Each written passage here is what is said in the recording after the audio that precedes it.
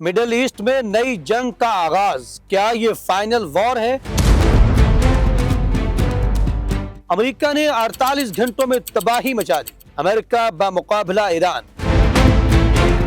नाज़रीन, आज के इस अहम वीडियो में हम आपको मश्क़ वुस्ता की इस खतरनाक और तेजी से बदलती हुई सूरत हाल के बारे में बताने जा रहे हैं, जिसने पूरी दुनिया को एक बार फिर शदीद तशवीश में मुब्तला कर दिया है। हालिया दिनों में शाम के अंदर एक नहायत बड़ा और हलाकत खेज हमला किया गया, जिसमें अमेरिकी फौजियों को निशाना बनाया गया और अमेरिका के कई एहलकार मारे गए। ये हमला अपनी नौइयत का बहुत बड़ा वाक़या था, जिसके बाद आलमी सतह पर हलचल मच गई। इस हमले के बाद अमेरिकी सदर डोनाल्ड ट्रंप की जानिब से ऐलान किया गया कि अमेरिका इसका भरपूर बदला लेगा, और फिर दुनिया ने देखा कि सिर्फ 48 घंटों के अंदर अमेरिका ने शाम में शदीद फिजाई कार्रवाई करते हुए 100 से जायद बम बरसाए। इन अमेरिकी हमलों के नतीजे में दाइश के तकरीबन 70 के करीब जंगजू मारे गए, और अमेरिका ने दावा किया कि यह कार्रवाई दहशतगर्दी के खिलाफ एक मजबूत पैगाम है। लेकिन हकीकत में ये हमले सिर्फ दाइश तक महदूद नहीं, बल्कि ये एक बड़ी जंग के आगाज की इलामत समझे जा रहे हैं। तज्जियाकारों का कहना है कि मश्क़ वुस्ता में जो जंग कुछ अरसे के लिए रुकी हुई थी, अब वो दोबारा एक नए और ज्यादा खतरनाक मरहले में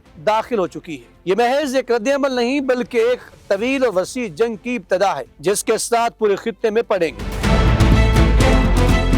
इस सूरत-ए-हाल में इजराइल का किरदार भी निहायत अहम और तशवीशनाक है। इजराइल मुसलसल अमेरिका पर दबाव डाल रहा है कि वो शाम के अंदर एक मुकम्मल और मजबूत फौजी अड्डा कायम करे, बिल्कुल इसी तरह जैसे अमेरिका के बड़े फौजी अड्डे कतर और दीगर खलीजी ममालिक में मौजूद हैं। इजराइल का मौक़िफ़ ये है कि शाम में मौजूद अमेरिकी अड्डे इस वक्त नाकाफी हैं, और अगर ईरान इसके इत्तेहादियों की जानिब से बड़ा हमला हुआ तो उसका मौसर जवाब देना मुमकिन नहीं होगा। इसीलिए इजराइल अमेरिका से मुतालिबा कर रहा है कि शाम में एक बड़ा फौजी नेटवर्क कायम किया जाए, ताकि पूरे खित्ते को कंट्रोल किया जा सके। इजराइल का दूसरा बड़ा दावा यह है कि ईरान खुफिया तौर पर एटमी ताकत बनने के करीब पहुंच चुका है। इजरायली क़यादत का कहना है कि अगर वक्त पर ईरान के खिलाफ कार्रवाई न की गई तो बाद में बहुत देर हो जाएगी। इसी बुनियाद पर इजराइल अमेरिका को कायल करने की कोशिश कर रहा है कि ईरान पर बरह रास्त हमला किया जाए। इजराइल का अंदाजा है कि अगर ईरान पर हमला हुआ तो ईरान जवाबी कार्रवाई करेगा, और हजारों मिसाइल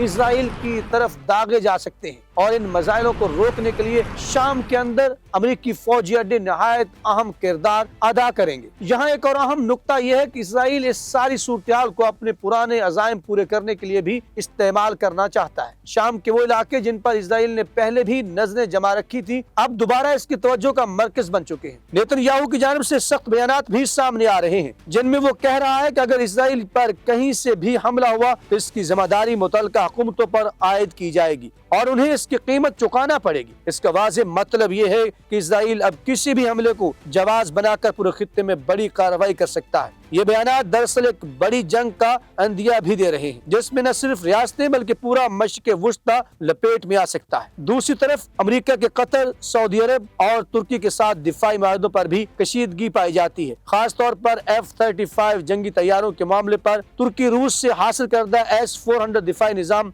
वापस करने पर आमादगी जाहिर कर रहा है, ताकि इसे F-35 तैयारे मिल सके, जबकि इजराइल नहीं चाहता कि इसके अहम पल्ला जदीद तैयारे खित्ते के दीगर ममालिक को दिए जाएं। इस तमाम सूरत-ए-हाल में रूस, चीन और ईरान के मफादात भी दाव पर लगे हुए हैं, और ताकत का ये नया खेल खित्ते को मजीद अदम इस्तेहकाम की तरफ धकेल रहा है।